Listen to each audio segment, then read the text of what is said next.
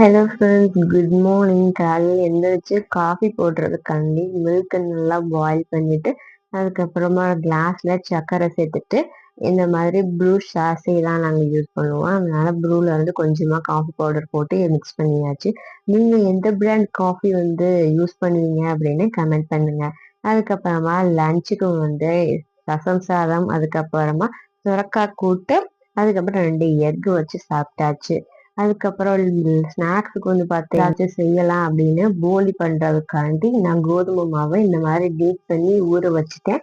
அதுக்கப்புறமா பருப்பு சைடுல வேக வச்சிருந்தேன், அதுவும் நல்லா வெந்துருச்சு.